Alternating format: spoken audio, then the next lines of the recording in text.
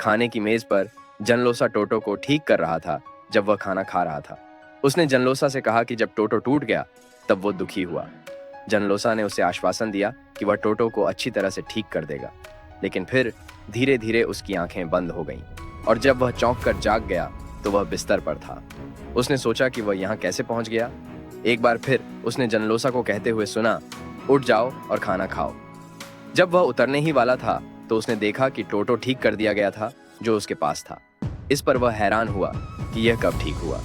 फिर उसने डरते हुए अपने डैड से कहा कि कुछ गड़बड़ लग रहा है। जनलोसा चिंतित हो गया और पूछा कि क्या उसे कहीं दर्द हो रहा है। उसने जवाब दिया कि वह नहीं जानता, लेकिन उसकी याददाश्त धुंधली हो रही है और उसे अजीब सी नींद आ रही है। जनलोस मुस्कुरा रहा था, जिससे वह परेशान हो गया। फिर जनलोसा ने उसे बताया कि शायद अब वक्त आ गया है।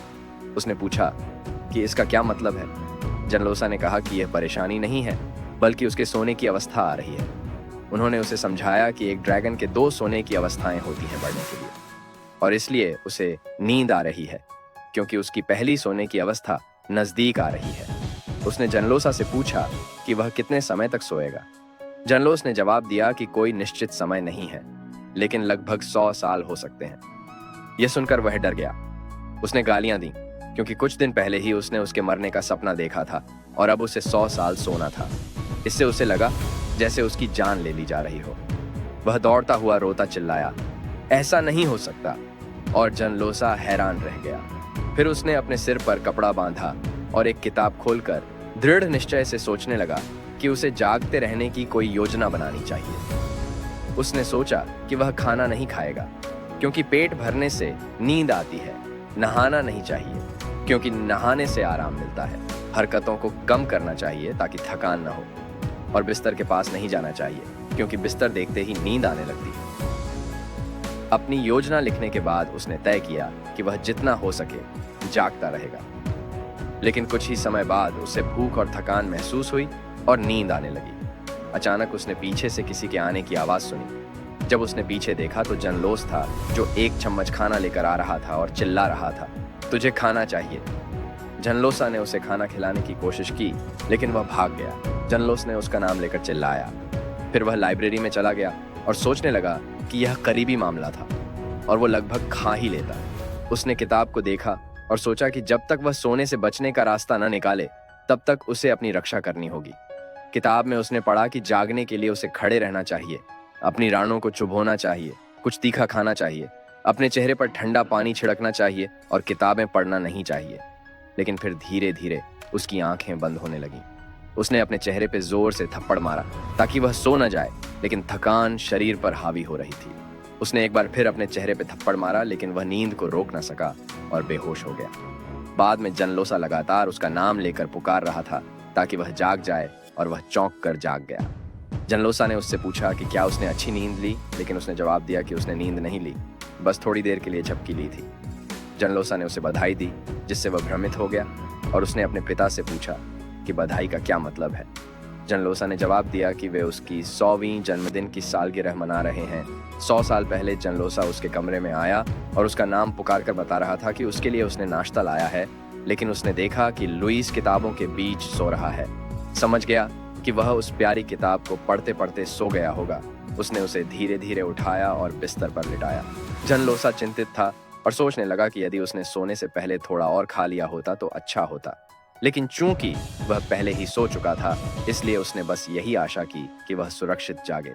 फिर जनलोसा ने प्यार से उसके सिर पर हाथ फेरा और उसे शुभ रात्रि कही और कहा कि कल मिलेंगे। जब जनलोसा शांतिपूर्वक अपने कमरे में काम कर रहा था, तब अचानक उसने एक भारी आवाज सुनी, जिससे वह चौंक गया और लुईस के कमरे की ओर भागा। उसने पूछा, ये क्या आवाज थी, और देखा कि लुईस बिस्तर में फंस गया है। उसने तुरंत लकड़ी को हटाया और चिंतित होकर लुईस से पूछा कि क्या वह ठीक है और क्या उसे चोट लगी है। लेकिन लुईस शांतिपूर्वक अपनी नींद में बात कर रहा था। आसपास देखने पर उसे कोई भी सुरंग या अंदर घुसने के निशान नहीं मिले, और वह यह नहीं मान सका कि महंगी लकड़ी से बने पैर आसानी से टूट गए होंगे। उसने लुईस को उठाया ताकि उसकी देखभाल कर सके, लेकिन आगे के दशकों में कई रहस्यमय घटनाएं होती रहीं, जैसे कोई लुईस को मारने की कोशिश कर रहा हो। वह कई बार मरने के करीब पहुंच गया। जनलोसा समझ नहीं पाया कि ऐसी चीजें उसके बेटे के साथ क्यों हो रही हैं। इसलिए सुरक्षा के उपाय के तौर पर उसने हर संभव तरीके से सुरक्षा व्यवस्था की, जिससे जनलोसा की आयु थोड़ी कम हो गई थी, लेकिन इससे वह अपने बेटे को सुरक्षित रख सकता था, इसलिए उसे कोई फर्क नहीं पड़ता था।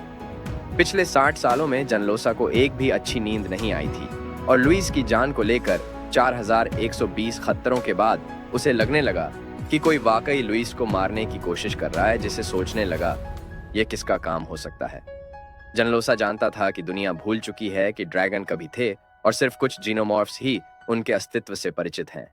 इसलिए वह सोच रहा था कि बिना उसके जाने कोई भी जीव लुइस को कैसे नुकसान पहुंचा सकता है। उसे यह भी पता था कि केवल ड्रैगन ही इतनी शक्ति रखते हैं, लेकिन आसपास रहने वाले सभी लोग अपने क्लैन के बच्चों की रक्षा जान देकर करते हैं।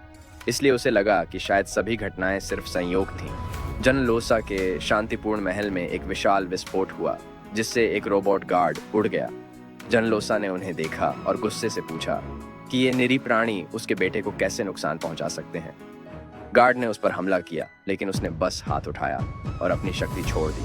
काली शक्ति ने गार्ड को निगल लिया और बैंगनी रोशनी ने उन्हें तुरंत मार डाला, लेकिन ये यहीं नहीं रुका। उसकी शक्ति ने उन्हें टुकड़े टुकड़े कर दिया। फिर जनलोसा ने अपनी शक्ति वापस ले ली और फर्श पर पड़े गार्ड के टुकड़ों को घूरने लगा। अचानक दृश्य बदला और जनलोसा अपने पिता पामस के पास आया, लेकिन पामस ने उससे कहा कि यह बेकार है, क्योंकि प्रतिभाशाली लोगों को कई बाधाओं का सामना करना पड़ता है। इसके अलावा लुइस को भविष्य में और भी कई परीक्षाएं देनी होंगी, जैसा कि पहले राजा ड्रैगन के साथ हुआ था। जनलोसा सोच रहा था कि क्या लुइस की प्रतिभा इतनी महान है कि लोग उसे मारने की कोशिश कर रहे हैं। उसने अपना हाथ मुट्ठी में बांधा और सोचा कि चाहे कुछ भी हो, भगवान, भाग्य या कुछ और, वह लुइस की हर चीज से रक्षा करेगा। वर्तमान में लुइस आईने में अपने चेहरे को देख रहा था। उसे लगा कि शायद वह थोड़ा बड़ा हो गया है। वह गुस्से से कूदने लगा और चिल्लाने लगा कि 100 साल सोने के बावजूद उसकी हाइट बहुत कम बढ़ी है। फिर उसे एहसास हुआ कि पहले वह ध्यान नहीं दे रहा था, लेकिन अब उसे लगा कि उसकी जिंदगी का एक बड़ा हिस्सा गुजर गया है। उसने सोचा कि जब वह हर रोज मरने के कगार पर था, तो फिर वह अब कैसे जिंदा बचा। उसे नहीं पता था कि इससे क्या सोचे। कुछ देर बाद उसने सोचा कि इस पर ज्यादा नहीं सोचना चाहिए, बस इतना जानना चाहिए कि वह जिंदा है। फिर जनलोसा ने उससे कहा कि खाना लगभग तैयार है और उसे तैयार होकर नीचे आना चाहिए। लुइस ने हाँ कहा। लुइस ने जनलोसा की आंखों के नीचे गहरे घेरे देखे और सोचने लगा कि उसके पिता को क्या परेशानी है और क्या वह बूढ़े हो रहे हैं। इससे उसे लगा कि वह वाकई एक त्रासदी है। लेकिन फिर उसने गर्व से घोषणा की कि अब से वह एक अच्छा बच्चा होगा और अपने पिता की बात मानेगा। लुइस ने प्यार से अपने पिता से कहा कि वह उसका इंतजार करे, क्योंकि वह भूखा है। फिर उसने पूछा कि उसके पिता इतने थके क्यों लग रहे हैं, लेकिन जनलोसा ने सिर्फ पलट कर पूछा कि क्या वह थका हुआ लग रहा है। लुइस ने हाँ कहा और उससे कहा कि काम करने से पहले वह कुछ आराम कर ले। जनलोसा हंसकर सहमत हो गया। साल बीत गए और एक छोटा बच्चा पेड़ के पास खड़ा था। लड़के ने अपने सामने के पेड़ को देखा, अपनी लकड़ी की तलवार उठाई और नीचे की ओर लहराई, जिससे पेड़ गायब हो गया। अपनी ट्रेनिंग से थककर लड़के ने किसी को मास्टर पुकारते हुए सुना।